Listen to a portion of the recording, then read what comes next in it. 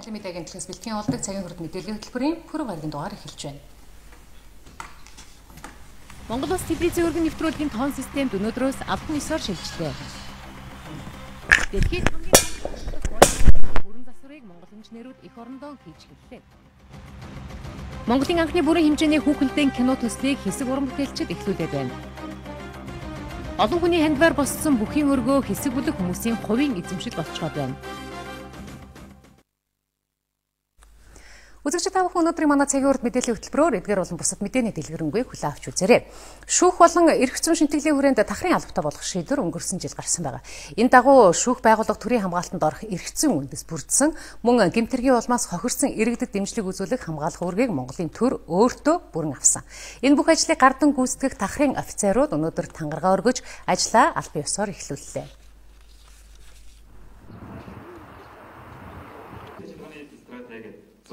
Тахрын алба гэж түүхэнд байсаар ирсэн олон жилийн уламжлалтай өнөөдөр Монгол улсын хэмжээнд 8 тойрогт 160 орчим тахрын офицер нэгэн зэрэг тангараг өргөлөө. Шүүхийн шийдвэр гарчаад байхад хэрэгжүүлдэггүй олон жишээ манад байдаг. Захиргааны хэргийн шүүхийн шийдвэр 50% хэрэгжилттэй гэсэн тооч бий. За мөн шүүх хурлын явцад гэрч мэдүүлэг өгөгчийг хамгаалах, эрүүл мэндтэй холбоотой асуудал гарахад яаж хандах вэ гэд олон бодлоонууд байдаг. Энэ бүх эзэнгүйтсэн чигүүргийг тахрын алба гүйцэтгэх юм а. Өнөөдрөөс үндсэндээ тахрын алба бүрэн хүчин чадлаараа шүүхийн аюулгүй байдлыг хамгаалах. Өөрөөр хэлбэл шүүхийн тухай хууль заасны дагуу шүүх Монгол улсын төрийн хамгаалтанд байна гэсэн энэ чигүүрийг бол бид одоо ингээд тусгай хуч албаны хувцастай өнөөлөх тэмдэгтээ бол хэрэгжүүлж эхэллээ. Одоогоос яг 1 жилийн өмнө улсын их хурлаар тахрын алба байгуулах хуулийг дэмжсэн. Өнгөрсөн хугацаанд тахрын албаныхан ажиллах эрх зүйн орчноо бүрдүүлж батлан хамгаалах болон хууль сахиулах байгууллагад 3-аас доошгүй жил ажилласан албан хаагчдыг сонгон шалгаруулж авсан байна. Би энэ тахрын албаны 10 дугаар тойргийн шүүхийн аюулгүй байдлыг хангах хэлтсийн шүүх хуралдааны журам сахиулагч албан тушаал тавилагдаад өнөөдөр тангараагаар гэж бод маш их баяртай байна. Миний хувьд болохоор шүүхийн шийдвэр гүйцэтгэх байгууллагад ажиллаж исэн. 12 жил ажиллаад энэ шинэ байгуулагдсан тахрын албанд сая шилжээ өөрийн хүсэлтээр шилжиж орох томилогдож ажиллаж байгаа.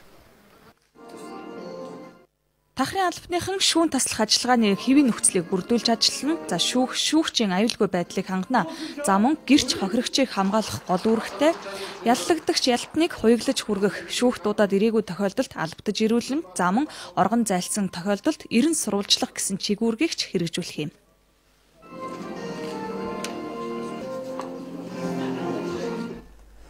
Олон улсын цахилгаан холбооны байгууллагын 2006 онд гаргасан дэлхийн улс орнуудын радио телевизийн өргөн нэвтрүүлгийн сүлжээ үйлчилгээг тоон технологид шилжүүлэх тухай зөвлөмжийн дагуу манай улс өнөөдрөөс эхлээд телевизийн өргөн нэвтрүүлгийн тоон системд албан ёсоор шилжлээ. 2 жил орчмын хугацаанд бэлтгэл ажил хийж 600 гаруй инженер техникийн ажилчдын 381 сум суурин газарт суурилуулсан тоон телевизийн дахин дэмжүүлэх станцууд нэгэн зэрэг ажиллаж эхэллээ.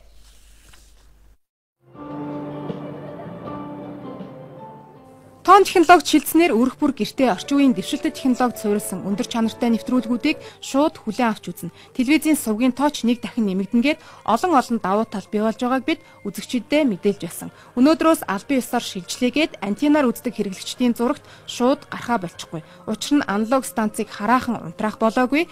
2016 оны 1-р сарын 1 хүртэл буюу тодорхой хугацаанд үлдсэн 160 мянга орчим өрхийн хэрэглэгчдийг тоон телевиз үзэх нэмэлт төхөөрөмжөө худалдаж авч дуусах хүртэл аналог болон тоон нэвтрүүлгүүдийг зэрэг дамжуулах юм.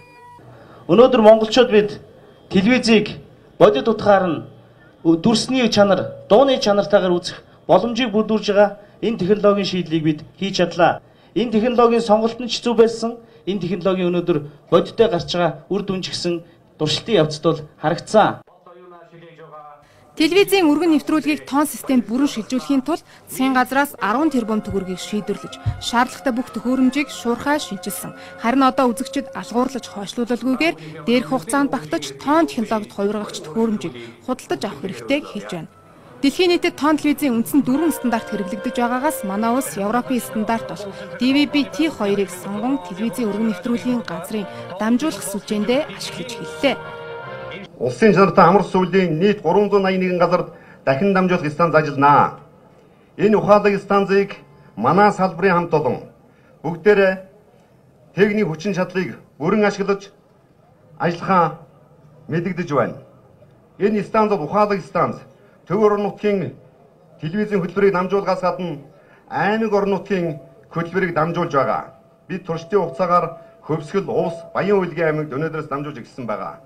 Хөтөлбөр хэрэгжиж эхэлснээр 4 жилийн нүрийг үзэж энэхүү 4 жилийн хугацаанд Монгол улсын мэдээлэл харилцаа холбооны салбарын үе үеийн ахмадууд салбарын маань залуу олонсон хүчин оролцож энэхүү тоон телевизийн технологи, түүний стандарт, баталгаажуулалт, эдгээртэй холбоотой нүр их ажилд гар бие оролцсон. Өнөөдрийн байдлаар дэлхийн 50 гаруй улс орон аналог системийг бүрэн халсан. Манай улс ч гэсэн 1 жил 6 сарын дотор тоон технологиг бүрэн нэвтрүүлж тавлсан хугацаанд тоон системээр хүлээн авдаг улс орны тоонд орно гэдгийг албаныхан онцолж байсан юм а. Үндэсний хэмжээнд өргөн нэвтрүүлэг тоон технологид шилжиж эхэлж байгаатай холбогдуулаад Монголын үндэсний олон нийтийн радио телевизч тоон телевизийн DVB-T2 стандартыг сонгож сүлжээнд нэвтрүүлж байгаа. 2009 оноос эхлээд тоон технологиг нэвтрүүлэх ажлыг бэлтгэл болгож 4 үе шаттайгаар төслийг хэрэгжүүлж эхэлсэн.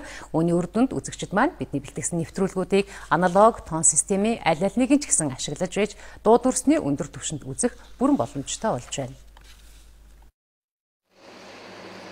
Монголын үндэсний олон нийтийн телевизийн 50 гаруй инженер техникийн ажилчид тоон системд шилжих шилжээтэд бэлтгэж радио телевизийн сүлжээний газрынхантай хамтран технологийн томоохон туршилтуудыг бүтэн жил гаруй хугацаанд амжилттай хийсэн. Одоо үзэгчдэд тоон технологийн өөрчлөлтийг бүрэн мэдрүүлэх боломжтой боллоо. Үзэгчдийн хувьд ерөөсөө энийг одоо систем шилжлээгээд үндэсний телевизийг үзэхгүй болчих ч юм уу тийм юм бол байхгүй. Яг аналог системээрээ бас үзэж ил байна. Дээрээс нь тоон систем шилжснээрээ илүү сайн гоёор л үзье гэсэн тийм боломж нэмэгдэж байгаамаа. Технологийн шинжилтэд хөл нийлүүлэхийн тулд Монголын үндэсний олон нийтийн телевиз төв аппаратаа шинжилсэн. Түүнчлэн 80 жилийн түүхтэй үндэсний радиогооч тоон технологид шилжүүлэх ажлыг өрнүүлээд байгаа юм. Радио телевизийн архивыг тоон технологи шилжүүлэх одоо төсөл явагдаж байна. Ингэснээр ер нь Монголын 80 жилийн түүхтэй Монголын радио одоо 47-8 жилийн түүхтэй үндэсний телевиз маань ер нь Монголд байхгүй хэмжээний дуу дүрсийн архив байгаа юм биднэрт. Энийг тоон технологи шилжүүлснээр ер нь энэ жилийн хувьд бол ер нь нэвтрүүлэг бэлтгэх технологи бол өөрчлөгдөж байна гэж ойлгож болно. 1988 онд өнгөт болж 1998 онд PAL систем шилжиж байсан Монголын үндэсний олон нийтийн телевиз тоон технологиг нэвтрүүллээ. 2016 оноос HD форматаар үзүүлэх зорилго тавиад байгаа. Цаашдаач телевизийн уран бүтээлчид 3D, 4K, холиграф зэрэг телевизийн хамгийн сүүлийн үеийн технологиг нэвтрүүлэхээр зорин ажиллаж байна.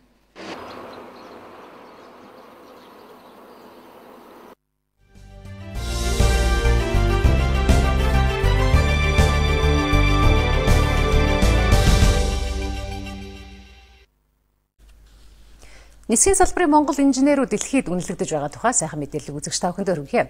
Манай улс агаарын хөлөг үйлдвэрлэхгүй байгаа ч гэсэн дэлхийд хамгийн сүүлийн үед хамгийн томд тооцогддог байгаа Боинг онгоцыг Монгол улсдаа бүрэн засварлаж эхэлсэн байна. Хамгийн анхны бүрэн засварт орж байгаа онгоц бол Таиландын Вант улсын Боинг 767 онгоц байна. Монгол инженерүүдийн ур ухаанаа уралдуулан ажиллаж байгаа энэ үйл явцыг бид сурвалж хэлсэн юм а. За Монголын иргэний агаарын тээврийн агаарын хөлгийн засварын төвд байгаа энэ Боинг 767 онгоцыг бид харж байна. Энэ бол 300 хүний судалтай томоохон Боинг онгоцуудын нэг. За энэ онгоц Таиландын онгоц байгаа. За Саудын Арабт нисдэг энэ гадаадын онгоц Монголд ингээд засварт орж байна. Анх удаа Монголын инженерүүд энэ онгоцыг одоо иж бүрэн ийм засварыг хийж байгаа. Өмнө Монгол инженерүүд бол 2011 оноос эхлээд гадаадын онгоцнуудад хэсэгчлэн засварыг хийжсэн. За энэ бол анхны одоо бүрэн задаргаа орсон ийм онгоц юм байна. За 40 хоногийн хугацаанд энэ онгоцыг бүрэн задалж эргээд агаарт нисгэд бэлэн болгох юм байна. Монголын иргэний агаарын тээвэр компани инженерүүд 3 жилийн өмнөөс эхлээд Солонгос, Таиланд, Саудын Араб зэрэг улсуудын Боинг онгоцонд хэсэгчлэн засварыг амжилттай хийсэн байна. Харин энэ удаад онгоцыг иж бүрнээр нь задалж засварлаж угсрах буюу C12 үйлчилгээг Монголд анх удаа нэвтрүүллээ. Өнөөдөр манай байгууллага Таиландын Вант улсын Oriental компани Боинг 767 300 онгоцны C12 чек гээд хэцүү ажлыг бол 7 сарын 15-наас хойш бол гүйцэтгэж талдаа орж байна. Үндсэндээ бүх төрлийн үйлчлэг их биений болон дагалгавчны хөдөлгүүрийн дээр нэмэх энэ онгоцон дээр энэ ажил дээр бол онцлог нь хөдөлгүүрийн дагалгавч руу бэхлэгдэх хэсэг дээр маш том өөрчлөлт буюу одоо сайжруулалт хийж байгаа. Энэ онгоцонд нийт 1178 төлөвлөгөөт ажил буюу задаргаа засвар орж байгааг мэдээллээ. 25 мянган хүн цаг буюу сар хагасын хугацаанд онгоцыг бүрэн засаж дуусгах юм байна. Саудын Араб улс Тайланд улсаас түрээсэлж нисдэг энэ онгоц 1996 онд үйлдвэрлэгдсэн байна. Би Тайланд улсаас ирж Монгол инженерүүдийн ажилтай танилцж байна. Манай Боинг онгоцыг бүрэн засварлах ажил маш амжилттай бас гайхалтай явж байгааг харах сайхан байна. Энэ онгоц 18 жил агаас ниссэн. Олон улсын дунджаар цаашид энэ онгоц 7 жил агаас нисэх баталгаатай боломжгүй. Гэхдээ онгоц хэвийн ниссээр байвал цаашид хэдэн жилч нисэж болно. Тайландын онгоцны бүрэн засварын ажилд одоогоор 87 инженер ажиллаж байна. Онгоц засварын төв нийт 120 хүний бүрэлдэхүүнтэй, ажилчдын 95% нь гадаадын орнуудад боловсрол эзэмшжээ. Мятынхаа энэ онгоцны араас Солонгос, Оросын онгоцнуудад засвар хийх гэрээ хийгээд байгааг мэдээлж байна. Биднээс бол үндсэндээ онгоцныхаа одоо хийж байгаа засварын хэмжээнээс хамаарат жилд бол үндсэндээ нэг 18-20 онгоцонд том Боинг онгоцонд том Боинг онгоцонд бол 18-20 онгоцонд их засвар хийх бүрэн чадвар байгуулга бол хүчин чадалтай. Тэгээ энийгээ бол биднээс ашиглахыг бол байнга зорж идэг. Тэгээ өнөөдөр энэ онгоц ороод ингэж байгаа нь бол биднээс бол бас гадаадын онгоц авчрах те анхныхаа алхмыг хийж байгаад бол бас маш баяртай байна. Дэлхийн дунджаар Боинг онгоцыг 1.5 сая доллараар засварладаг бол Монгол инженерүүд энэ удаа 1.2 сая доллараар засаж байна. Европын орнуудад хэтэрхий өндөр зардлаас болоод онгоц засварын төвүүд үүд хаалгаа барьж байгаа. Тиймээс Аз төв цаашлаад дэлхийд үнэлэгдэх боломж хүчин чадал манай засварын төвд бий гэдгийг хэлж байлаа. Онгоц засварын ажил бол олон улсын хэмжээнд хамгийн өндөр зэрэглэл тооцогддог. Энэ чиглэлд сайн ажил бол эдийн засгийн ихээхэн нөөц боломж манай улсад байгааг онцолж байсан юм. Монгол улсад онгоц засварын төв анх 1926 онд буюу 90 жилийн өмнө байгуулагджээ. Олон улсын нүдний эмнэлэг манай улсад ажиллалаа. Дэлхийн шилдэг нүдний эмч нарын баг нисдэг эмнэлэг буюу бидний ярьж занснаар Орбис онгоцоор Монгол зочилж 300 орчим хүнд нүдний эмчилгээ үйлчилгээг үзүүлсэн. Монгол улсын ерөнхий сайд Алтан хоёрыг онгоцтой нүдний эмнэлгийн үйл ажиллагаатай танилцсан байна. Нисэх онгоц дотор байрладаг нүдний эмнэлэг дэлхийд ганцхан байдаг нь энэхүү Орбис онгоц юм аа. Олон улсын шилдэг эмч нарын баг бүхий онгоцтой эмнэлэг Монгол улсад 2-7 хоногийн хугацаанд ажиллаж Монголд хийх боломжгүй 100 орчим хагалгааг амжилттай хийлээ. Бид Монгол улсад 2-7 хоног маш амжилттай ажиллалаа. Эхний 7 хоногт их хүүхдийн эрүүл мэндийн үндэсний төвдөр 100 гаруй хүүхдэд үслэг хийж 50 гаруй хүүхдэд нис цаст хийлээ. Дараагийн 7 хоног шаасны нэрэмжит эмнэлэг дээр мөн 100 гаруй хүнийг оншилж 48 хүнд нис цаст хийлээ. Олон улсын эмч нарын баг энэхүү онгоцтой эмнэлгийн хамт 1982 оноос хойш дэлхийн ихэнх оронд очиж ажиллаж байна. Орбис төслийн хүрээнд дэлхийн 23 сая сохор болон харааны бэрхшээлтэй хүмүүст эмчилгээ үзүүлсэн байна. Манай улсад 7 дахь удаага ажиллаж байгаа юм. Дэлхийн орнуудтай харьцуулахад Монголд зайлсхийж болох сохрол харьцангуй өндөр байгааг эмч нар мэдээллээ. Манай оронд бол энэ онгоц бол 7 дахь удаага ирж байгаа. Эднийх бол ерөнхийдөө 97 оронд өөр улсуудад очсон. Тэгээд ишээ цаашдаа манад ч гэсэн дахиад ер нь ирэх болно. Өвчлийн хувьд гэх юм бол яг манад илүү тархсан өвчнгөл нүдний даралт өвчин байгаа. Нүдний даралт өвчний мессаж хийж байгаа. Болор цайх өвчнөд мессаж хийж байгаа. Мөн хүүхдийн төрөлхийн нүдний даралт өвчин, төрөлхийн болор цайлт, хялар харах өвчнүүд мессаж хийсэн. Олон улсын Орбис байгууллага Монгол улстай 5 жилийн хугацаанд хамтарч ажиллахаар боллоо. Манайд нийтээ 150 гаруй нүдний эмч байдаг. Тэднийг сургаж бэлдэх, тоног төхөөрөмжөөр хангах, хүн амын дундах нүдний өвчлийг бууруулах чиглэлд ажиллах юм байна. Би одоо 50 гаруй настай. Миний охин 7 настай. Би одоохондоо нүдний шил зүүгээгүй. Миний охин 7 настай нүдний шил зүүгээд эхэлж байна л дээ. Тэгэхээр аав ээж нар бол маш их анхаарах ёстой байна л гэж бодож байна. Хүүхдэд манай иргэдийн за тэр дотроо хүүхдүүдийн энэ одоо нүдээ хамгаалах талаар үзлэг хийж эмчилгээ хийж тэгээд одоо маш сайн сургалтууд явуулж байгаа би гүн талархал илэрхийлье. 1990 оноос эхлэн Монгол улсын засгийн газар Орбис олон улсын байгууллагатай хамтран ажилласан. Цаашид нүдний өвчлийг урьдчилан сэргийлэх чиглэлд түлхүү хамтран ажиллахаа Монгол улсын ерхий сайд онцлон тэмдэглэсэн юм а. Нүдний өвчлийн 72%-ийг урьдчилан сэргийлж болно гэж үздэг байна. Түүх уламжлал Монгол ахуйгаа хадгалж хамгаалах зорилгоор хэсэг залуу уран бүтээлчид Монголын анхны бүрэн хэмжээний хүүхэлдэйн киног бүтээхээр ажиллаа хийсэн байгаа. Соёл урлагийн их сургуулийн кино телевизийн найруулагчаар төгссөн хоёр найз хамтраад Хурамсдын дайчид нэртэй бүрэн хэмжээний хүүхэлдэйн киноны төслийг эхлүүлсэн байна.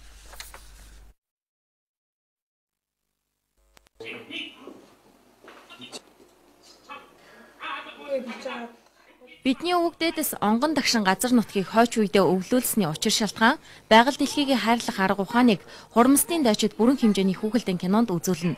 Уул ус газар шороогоо бохирдуулж зүй зохистой ашиглагүй улмаас харанхуйн эзэн бий болж хүн төрлөختнийг удирдна. Тэгвэл үүнийг өөрчилж онгон дагшин байглаа хамгаалахаар Алтан хүү хэмээх баатар мэдлэнэ. Энэ бол Монголын анхны бүрэн хэмжээний хүүхэлдэйн кино зохиолын хэсэг. Монгол юм үзэх юмгүй болчихсон хүүхдүүд маань энэ бүрэн хэмжээний хүүхэлдэйн кино маань маш их өгөөжтэй. Хэл ярианы хувьд ч гэсэн одоо монголоо мартцсан гадны соёлын довтлогоонд одоо өртчихсэн одоо хүүхдүүд маань ямархуу гудамжаар ямархуу байр байдалтай явж байгаа байлаа тий. Тэр бид Монгол дүрслэлийг харуулах гэсэн энэ бүхнийг л барьж явж байгаа. Монгол гар зургаар бүхий л үйл хөдлөлийг нь илэрхийлэх учраас нарийн ажиллагаа их шаардаж байгаа. Соёл урлагийн их сургуулийн Монгол зургийн ангийг энэ жил төгссөн 9 залуу гол болон туслах дөрүүдийг бүтээж байна. Монголын кино урлагийн түүхэнд тодор бичигдэн үлдэх учраас сурч мэдсэн бүхнээ энд гаргахаар өөрсдийгөө дайчилж байгаагаа тэд хэллээ. Монгол зурагч нь өөрөө маш тийм хийсвэр шимэн баригдах гай чөлөөтэй сэтгэдэг айгүй онцлогтой. Тэгээд ийм болохоос бид нарт айгүй ойрхон өмсгсөн санагдсан. Тэгээд миний хувьд гэх юм бол энэ хүүхэлдэйн киноны юунд дээр ажиллаж байгаа. Эсрэг талын дөрүүд дээр илүү ажил сонирхолтой байгаа. Ягаад гэвэл яг юу нь мэддэхгүй ингээд маш хийсвэр сэтгэх нэг гоё. Дүрээ гаргахад бол сүлийн хүндрэлтэй байна. Ингээл бас өөрийнхөө нэлээ ингээд эвдэх шаардлагатай байна. Одоо ингээд хүүхэлдэйн кинонд ороод ингээд сайн яваад хахаар ингээд улам сайн болоод гарах байх гэж найдаж байна. Хурамсдын дайчид бүрэн хэмжээний хүүхэлдэйн киноны зохиолыг найруулагч Баатар хүү бичсэн байна. Жангар Эрийн сайн хан харанхуй зэрэг туйлсыг судалж Монгол ах бай Монгол ёс заншил үг хэллэгийг оруулжээ. Энэ дээр бас Монгол ардын үлгэрүүдээс энэ тентгийн үлгэрүүдийн баатруудыг авчирч энэ зохиол дотроо бас шийдтгсэн байгаа байхгүй. Тэр нь болохоор зэрэг илүү энэ зохиолын баялаг сонирхолтой болгоод үйл явдлын их гоё өрнөө болгож өгч чадчих. Тэгээд бас ингэж оруулсан нь бол хүүхдүүдийг бас монгол үлгээр унших, үлгэрт дуртай болгох энэ тал руу бас дөхөн болох болов гэд энэ талаас нь бас яхан тийм амттай гэх юм уу, амтлах гэдэг юм уу, нэг юм аягаар их баяжуулж бичсэн.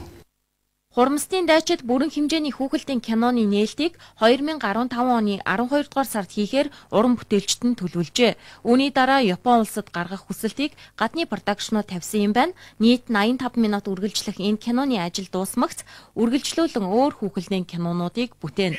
Зохиолууд нь ч эхнээсээ гарч байгааг найруулагчид нь хэлж байлаа.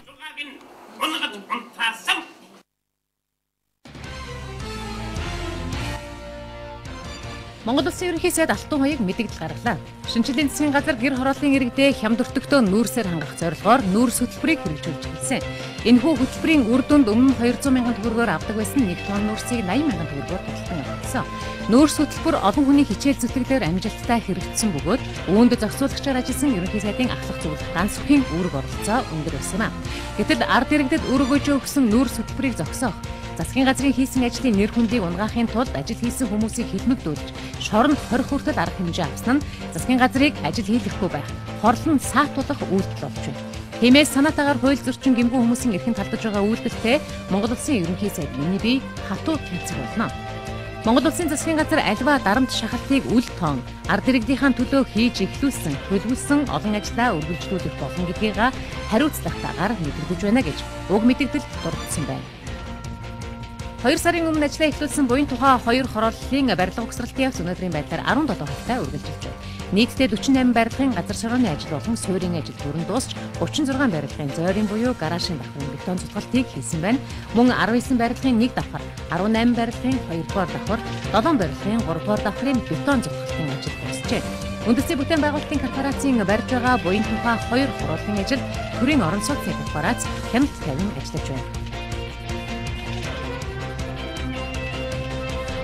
Улаанбаатар дүүргийн 1-р хороо Чойдгийн гудамжинд гүйцэтгэж байгаа авто замын өргөдөлт шинжилтийн ажилтай холбогдуулаад гадаад харилцааны яамны баруун уртагийн нууцраас улсын 1-р төв эмнэлэг бүртгэх хэсгийн тээврийн хэрэгслийн хөтөлбөрийг хаахарууллаа. Өнөөдрийн 23 цагаас эх 8 сарын 16-ны хүртэл уг замыг хаахаруулсан байна. Энэ хугацаанд авто замын доорх дулаан шугамыг шинжилэн солих, хүчлэлтийн хавтан хүчтгэх ажил хийх юм а. Нийслэлийн замын сангийн хөрөнгөөр шинжилж байгаа энэ замыг 10 дугаар сарын 30-нд ашиглалтанд өгөх юм байна.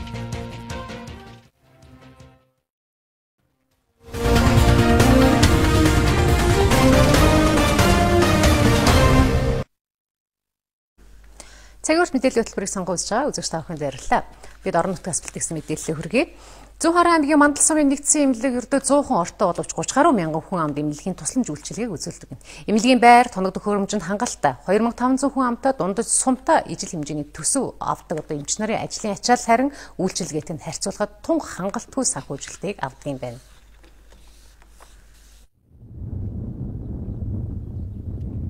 Гаруй мянган хүн амтай Мандал сум өмнө нь 2 эмнэлэгтэй байжээ. Улаанбаатар төмөр замын 100 хараа болон ойролцоо хүртээ зөвлөгийн ажилчдын онцлогоо эмчилгээг хариуцдаг төмөр замын эмнэлэг энд төвлөрдөг байж, харин 2 жилийн өмнө эрүүл мэндийн сайдын тушаалаар төмөр замын эмнэлгийг сумын нэгдсэн эмнэлэгтэй нэгтгэсэн байна. Тэр цагаас хойш хэрэг мандсан гэж сумын нэгдсэн эмнэлгийн ерөнхий эмчиллээ.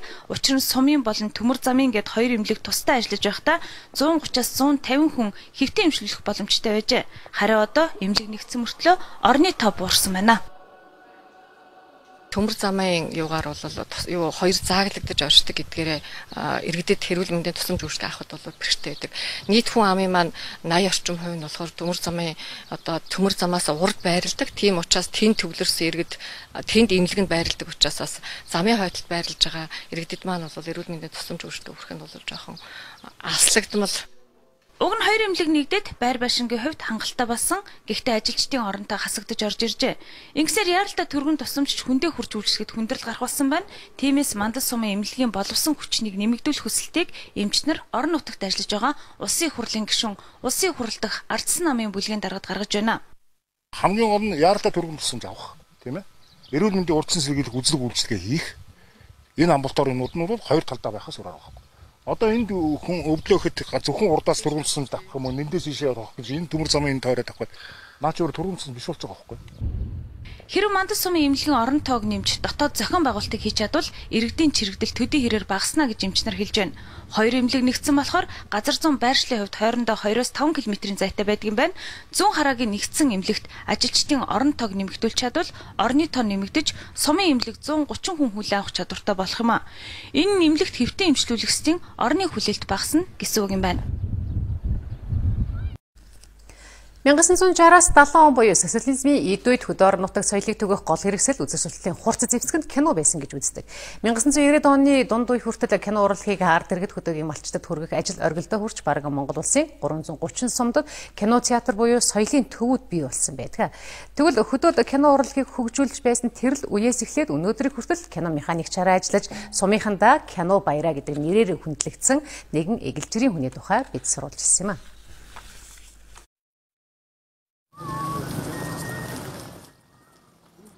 Өглөө бүр сумын соёлын төвийнхөө зүг алхах энэ эрхэм Архангай аймгийн Хайрхан суманд 32 жилийн турш кино гаргажээ.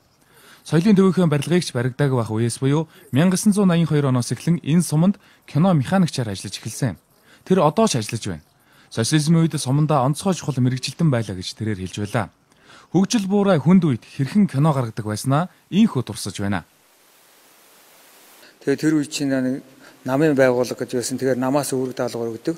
Өхөр тэргээр явж айлуудад кино гаргадаг хөдөөгийн айл суунд нэг хүн ч байсан нэгдэхгүй очиж заавалгүй кино гаргадаг байсан. Тэгээ тэр айлд тэгэхгүй л ажлын үзүүлэлт дарагдчихдаг. Та хүнд хөрш үйлчилсэн өгдөг байсан. Жилд нэг хүнд 8 удаа кино үзүүлэгдэг тийм үүрэг даалгавар өгдөг байсан. Бүр цаанаасаа.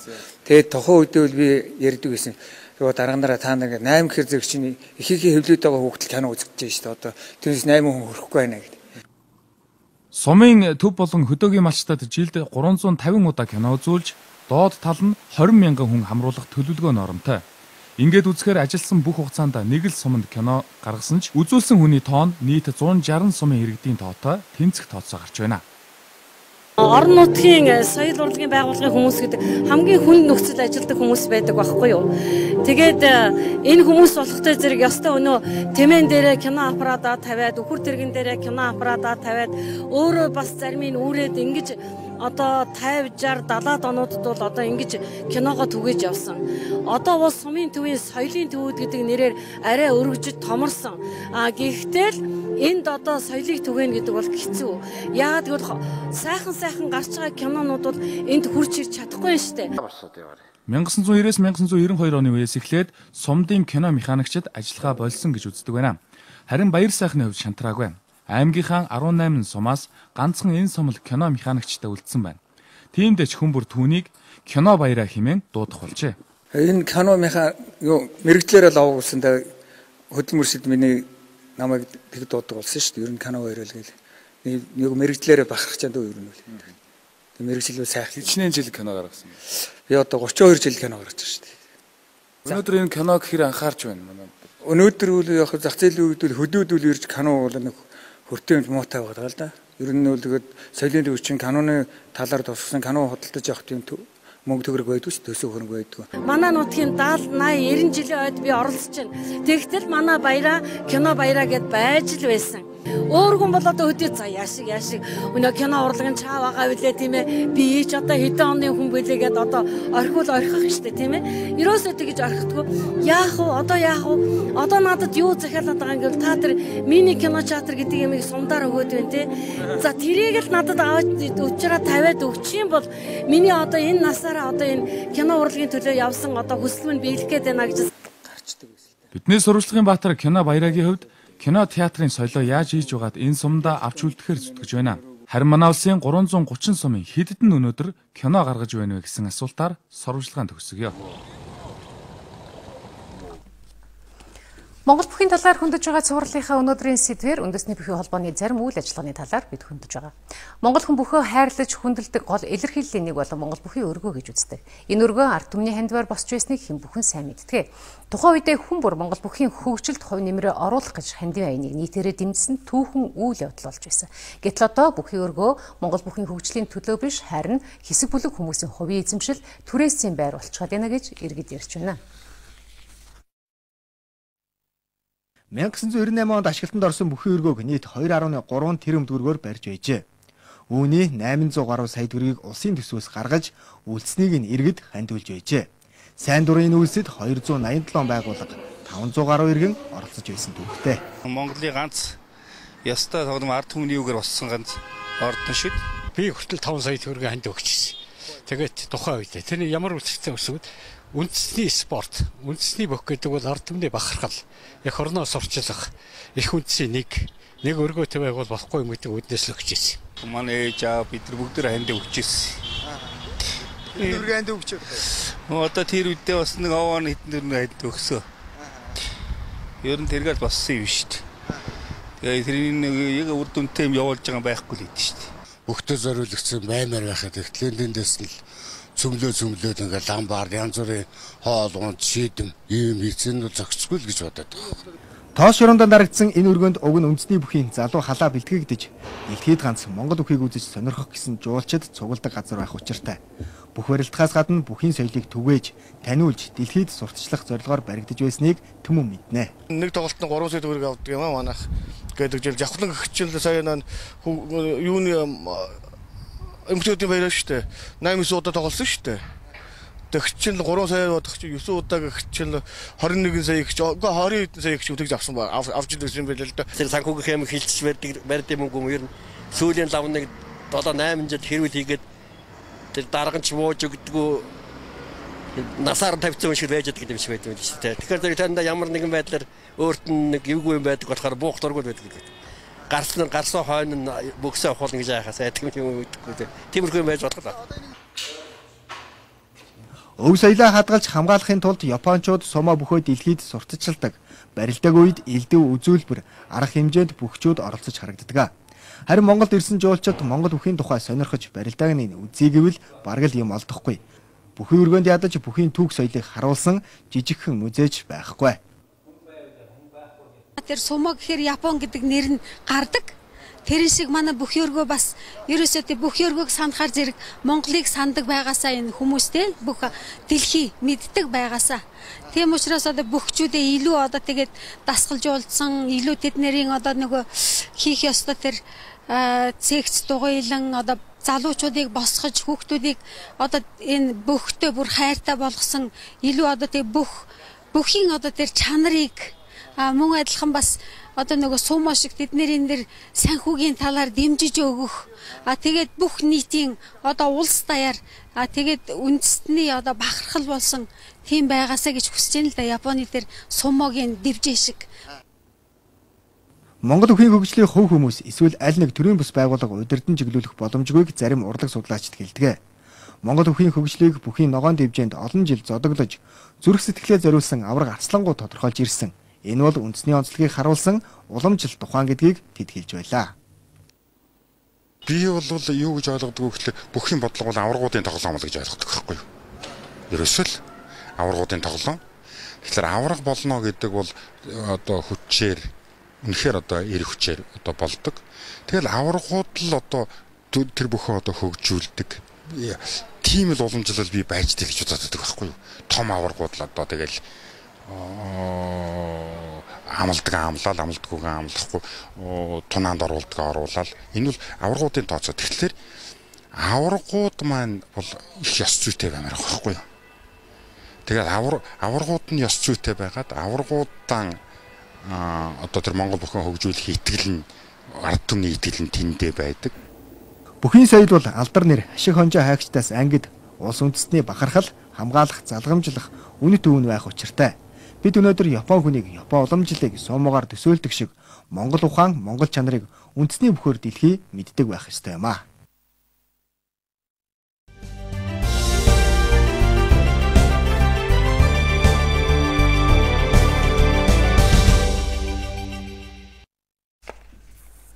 Энэ зам бүгд найрамд Хятад ард улсын зарим нэгэн мужуудтай хамтарч ажиллах яриа хэлэлцээр идэвхтэй явагдсан. Хэдхэн хоногийн өмнө өмнөд төршин жилийн мужийнхантай мужийнхан Монгол улсад зочилсон бол харин өнөөдөр Лянин муж болон Монголын бизнес эрхлэгчдийн форум зохион байгуулагдлаа. Уул уурхайн техник үйлдвэрлэл мөн газар тариалангийн салбараараа алдартай Лянин мужтай хөдөө аж ахуйн салбарт хамтран ажиллах боломжийг эрэлхийллээ.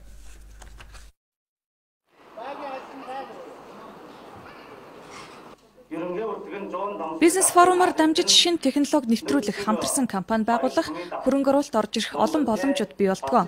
Бүгд найрамдах Хятад ард улсын Лянин муж, далайн бомбтой түшиглэж хөгжсөн үйлдвэрчлэлээр тэргүүлэгч муж, за манай хувьд газар тариалан хөдөө аж ахуйн эцсийн бүтээгдэхүүн үйлдвэрлэхэд технологи хамтын ажиллагаа талыг илүү сонирхож байна. Өнөөдрийн Лянин мужийн хөвдөд ердөө хөдөө аж ахуй, уул уурхай, зам гэсэн салбар дээр гол сонирхолтой байна. Гэхдээ мэдээж уул уурхайн салбар бол үндсэндээ одоо тодорхой салбар дээр хөрөнгө оруулалт хийгээд явж байгаа. Нүүрс 5-7 оюу толгой. Бидний өнөөдрийн гол асуудал бол уул уурхайтай гол юм биш. Хөдөө аж ахуйн салбар дээр хөрөнгө оруулалт хийгээч хамтран гэдэг санал тавиад. Лянины мал аж ахуй компанийн хувьд л гэхэд малын тэжээл бэлтгэдэг дэлхийн хэмжээний томоохон группүүдэд нөлөөлж чадах байр суурьтай гэж өөрсдийгөө танилцуулж байгаа юм а. Хойд Солонгос, Непалд үйлдвэрээ байгуулсан Монгол улсад фермерийн аж ахуй эрхлэгчдэд бүтээгдэхүүн нийлүүлэх, хамтарч боловсруулах үйлдвэр байгуулах сонирхолтой гэж саналаа танилцуулж байна. Манай хөдөө аж ахуй газар тариалангийн салбарын ч өөрсдөд хэрэгтэй мэдээлэл олж авч байна. Лянин муж бол Эрдэнэш энэ тариал дээр бол Хятадтай тэргүүлдэг гэж байгаа.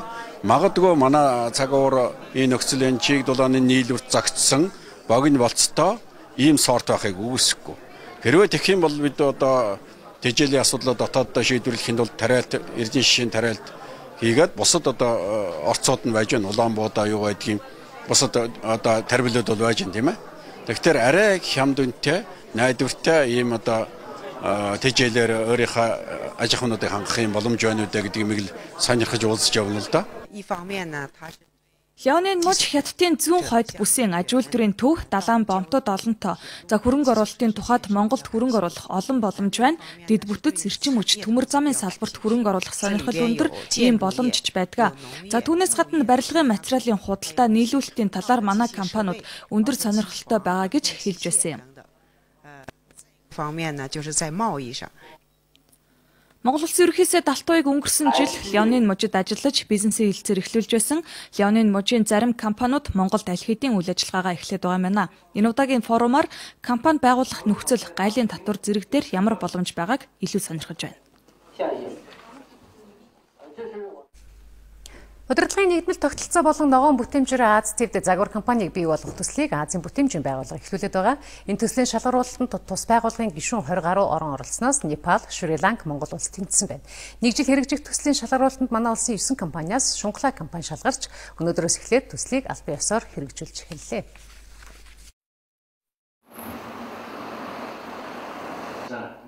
Азийн бүтээмжийн байгууллага нь жижиг дунд үйлдвэрлэл, инновац, ногоон бүтээмжийг бий болгох, хөгжүүлэх чиглэлээр үйл ажиллагаа явуулаад 50 гаруй жил болж байгаа юм байна. Дэлхийн нийтээрээ байгаль орчноо хамгаалах, бүхий л салбарт ногоон эдийн засгийг бий болгоход анхаарч байгаа учраас үлгэр жишээ загвар байгууллагыг сонгож, үйл ажиллагааг нь улам сайжруулах зорилгоор энэ төслийг хэрэгжүүлж байгаа юм байна. Манай улсаас шалгарсан Шунхлаа компани нь дэлхийн нэр нөлөө бүхий байгууллагуудын мөрдөж байгаа ногоон хөгжлийн стратегийг үйл ажиллагаанд нэвтрүүлжээ.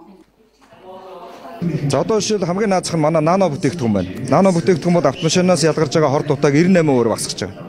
Тэгээ энэ бол юу гэдгийг жирийн хэрэглэгч бол хараад бол ойлгохгүй. Гэхдээ лабораторийн түвшинд бол 98%-аар нүүр сүнслийг багасгаж байгаа гэдэг бол том амжилт болчихж байгаа.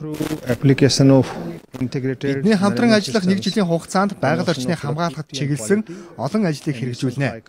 Үүнээс гадна Шунхлаа компаниг хөдөлмөрийн аюулгүй байдал, чанарын удирдлагын тогтолцоог мэдхүйс хэмжээнд өөрчлөх зорилт тавьсан. Төсөл хэрэгжсэний үр дүнд Азад өрсөлдөхүйц компаниуд бий болох боломжтой. Энэ нь тухайн компани төдийгүй тухайн улсын нэр хүндэд эерэг нөлөө үзүүлнэ гэдгийг Азийн бүтээмжийн байгууллагын хэлж байлаа. Хаан банк өнгөрсөн оноос эхлээд Европын эсрэгийн босолт хөгжлийн банктай хамтран ажиллаж байгаа. Жижиг дунд бичил бизнесийг дэмжих зорилгоор тус банк Хаан банкнд 25 сая долларын санхүүжилтийг олгохоор гэрээ байгуулсны үлдэгдэл 8 сая долларыг өгөх гэрээнд гарын үсэг зурлаа. За уг мөнгийг төгрөгөөр авч байгаа нарилжааны банкнуудаас анх удаага төгрөгийн санхүүжилтийг гадны банкнаас авч байгаа тохиолдол болж байна.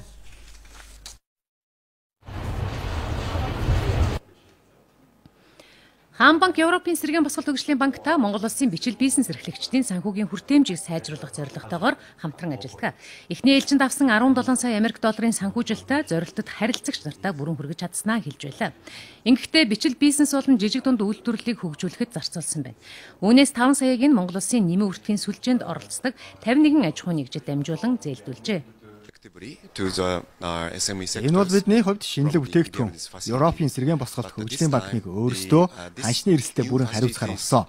Жижиг дунд бизнес эрхлэгчдэд бид ямагт зээлийн уян хатан хүүг санал болгож ирсэн. Цаашдаач энэ улам бүр боловсронгуй болж тааламжтай нөхцөлийг санал болгох болно. Европын эсрэгийн босголт хөгжлийн банкнаас авч байгаа энэ санхүүжилт жижиг дунд бизнес эрхлэгчдэд санхүүгийн хүртээмжээ сайжруулахад нь тус болж чадсныг тус банкныхан онцолж байгаа. Санхүүжилтээ үндэсний мөнгөн тэмдэгт буюу төгрөгөөр авч байгаа нь Монгол улсын хөрөнгийн зах зээлийг хөгжүүлэхэд дэмжлэг болоо зогсохгүй, эдийн засагт ч хувь нэмэр оруулж байгаа гэж Европын эсрэгийн босголт хөгжлийн банкны Монгол дахь төлөөлөгчийн газрын захирал Мэттью Леблан хэллээ. Эд Монголоос гадна 74 оронтой хамтран ажилладаг. Ялангуяа зөвлөлт холбоод улсын бүрэлдэхүүнд багтдаг ихэнх орнуудтай түншилдэг. 2006 онд Монгол улсад төлөөлөгчийн газраа нээснээс хойш 1 тэрбум долларын санхүүжилт олгосон. Энэ санхүүжилт Хаан банкаар дамжин зорьсон эзэндээ хүрнэ гэдэгт найдаж байна.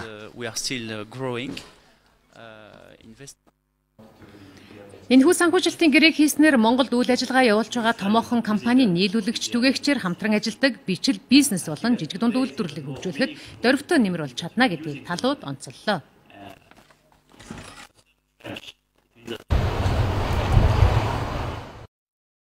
Оросын улбаны улс Украиний зөрчлийг намжаах алхам хийхгүй бол их долоо хориг тавина. Эрх мэдлээ хэтрүүлэн ашигласан хэмээн Барак Обамаг бүгд найрамдах нам шүүхэд өгөх шийдвэрийг батллаа. Тайланд Хятадыг холбосон төмөр зам тавих ажлыг хоёр тал тохирлоо. Америкийн нэгдсэн улс болон Европын холбоо хамтраад Орос улбаны улсын эсрэг одоо 20 арга хэмжээгээ чангатгаж энэ удаад Оросын хамт батлан хамгаалах болон банк санхүү эрчим хүчний салбар чиглэсэн арга хэмжээнүүдийг авч байгаа. Харин үүнийг нь Орос улбаны улс эсэргүүцэж байгаагаа илэрхийлж Украинд үсэд байгаа хүнд нөхцөл байдал барууны орнууд ч гэсэн хариуцлага хүлээх шаардлагатай гэж мэдэгдсэн байна. Байдал үгэрж зогсохгүй Орос улбаны улсыг Украиний зөрчилдөөнийг намжаах алхам хэрвээ хийхгүй бол их долоогийн бүлгийн орнууд Оросын эсрэг 20 арга хэмжээ авна гэдгийг мэдэгдсэн байна. Украинд өрнөж байгаа зөрчилдөөнийг Орос улбаны улс намжаахаар өчүүхэн жалхам хийхгүй байна гэж Америкийн нэгдсэн улс буруутгаж улмаар Орос улбаны улсад тавих арга хэмжээг нэмэгдүүлэх шийдвэр гаргаад байгаа юм. Энэ нь Оросын газрын тосны салбарт багуу хохирол учруулахар байгаа учраас Америкийн нэгдсэн улс болон Европын холбооны хийж байгаа энэ үйлдэл дэндүү хариуцлагагүй төдийгүй тус холбооны эрчим хүчний салбарт үнийн хөрөгдөл бий болно гэдгийг Оросын гадаад харилцааны яам анхаарууллаа. Мөн Оросын эсрэг авах 20 арга хэмжээг нэмэгдүүлснээр Европын холбоо Орос улбаны улсын эрчим хүчний салбарт хамтын ажиллагаанд сөргөөр нөлөөлөх болно гэдгийг хэлж байна.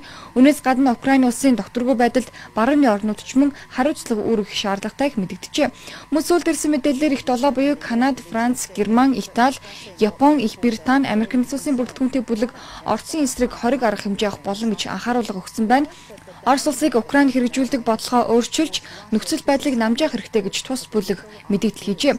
Мөн үеэр Украин, Орос улбаны улс, Европ аюулгүй байдал хамтын ажиллагааны байгууллагын төлөөлөгчид хамтран Украины зүүн нутагт сүрсэн Малайзийн зөрчигч тээврийн онгоцны ослын бүсэд олон улсын шинжээчдийн багийг оруулах тухай уулзалт хийхээр төлөвлөд байна. Онгоц цацалдсан өдрөөс хойш 2-7 хоногийн хугацаанд Оросыг дэмжих салан тусгаарлагчид хийгээд Украины цэргийн хүчний хооронд гараад байгаа ширүүн мөргөлдөн улам газар авч олон улсын шинжээчдийн багийг уг бүсэд оруулахыг хориод байгаа.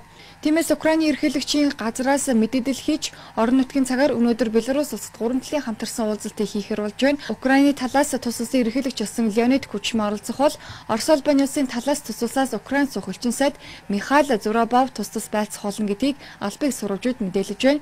Харин Оросыг дэмжих салан тусгаарлагчдаас ямар нэгэн төлөөлөл хурал очихгүй гэдгийг мэдэгджээ.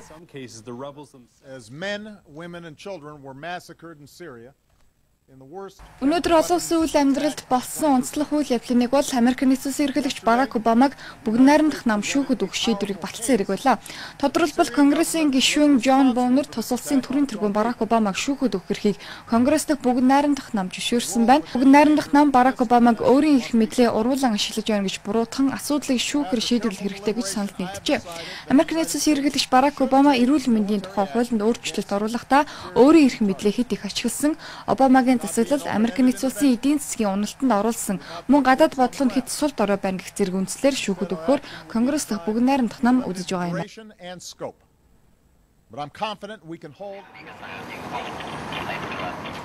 Тайланд улсын хунтын дэглэмт засгийн газар нь хэд тустай холбогдох төмөр зам барих томоохон төсөлд хамтран ажиллахаар болжээ. Үүнд Тайландд 8 жилийн хугацаатай хэрэгжигдэж бүтцийн төслийн нэг хэсэг болгож Тайландаас хэд улстай холбогдох өндөр хурдны төмөр зам барих ажлын төслийг баталгаажуулсан байна. Тодорхойлбол 23 тэрбум Америк доллар гаруй хөрөнгөөр хурдны 2 төмөр замын чиглэл гарган барих юм. Эхний ээлжинд Тайландын зүүн нутгийн далайн ажуулд өртсөн бүсийг тус улсын зүүн хойд хэлтэй холбох замыг тавиад дараагийн ээлжинд хэд тустай төмөр замаар холбогдно. Алста, Лаос, Малайз, Сингапур зэрэг улстай холбох зам тавих байдлаар төсөл хэрэгжих юм байна. Өнгөрсөн 5 дугаар сард цэргийн дэглэмд ороод байгаа Тайланд улсын засгийн газар дэд бүтцийн шинжлэлийн хүрээнд зам тээврийн салбарт нийтдээ 94 тэрбум Америк доллар зарцуулахар болсон байна. Үүнд олон улсад гарах төмөр зам тавьж байгаагаас гадна хот хоорондын нийтийн тээвэр, метроны үйлчилгээг сайжруулахад анхаарах юм. Хятад улс ч мөн сүүлийн жилүүдэд зүүн өмнөд Азийн орнуудтай эдийн засгийн хамтын ажиллагаагаа эрчимжүүлэх болго баримтлаж байгаа. Ялангуяа тус улстай холбогдох төмөр зам тавих ажлыг өргөжүүлэн ажиллаж байгаа юм а. Дэлхийн худалдааны төвийн ихэр хоёр цамхаг алан хядагчдын гарт өртөг үед ажиллаж байсан аврах багийн ажилчид дунд хор тавдраар өвчлсөн хүн олширч байгаа тухай мэдээллийг CNN агентлаг нийтэлсэн байна. Тодорхойлох юм бол эрүүл мэндийн судалгааны байгууллага 2002 оноос хойш 37 мянга орчим ажилчдад шинжилгээ хийсэн байна.